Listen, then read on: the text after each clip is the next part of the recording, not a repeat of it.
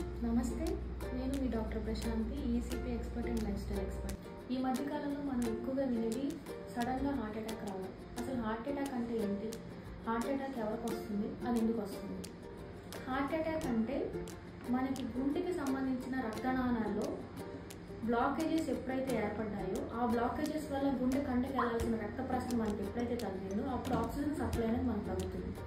Oxygen supply తగ్గడం వల్ల, ఆ రక్త ప్రసరణ తగ్గడం వల్ల మన గుండె వీక్ అయ్యి అప్పుడు హార్ట్ అటాక్ అనేది మనకి వస్తుంది. హార్ట్ అటాక్ ఎవరికి ఎక్కువగా వస్తుంది అని అంటే, ఎక్కువగా మాంసాహారాన్ని ఎక్కువ మోతాదులో తీసుకున్న వారికి, రెగ్యులర్గా ఎక్సర్సైజ్ లేని వాళ్ళకి, అండ్ జీవ ప్రక్రియ సరిగ్గా లేని వాళ్ళకి, అండ్ ఆయిల్ కంటెంట్ ఎక్కువ తీసుకునే వాళ్ళకి, బయట ఆహార పదార్థాలకి అలవాటు పడి అవి ఎక్కువగా తీసుకునే వాళ్ళకి, అండ్ వంశపారపరంగా ఉన్న వాళ్ళకి కూడా వస్తుంది. సో ఇప్పుడు హార్ట్ అటాక్ ఎలా వస్తుందో తెలుసుకున్నాం కదా. నెక్స్ట్ కంటెంట్లో మనం హార్ట్ అటాక్ని ఎలా నివారించుకోవాలి ఆహార పదార్థాలతోటి, వితౌట్ మెడిసిన్స్, అంటే మెడిసిన్స్ లేకుండా హాస్పిటల్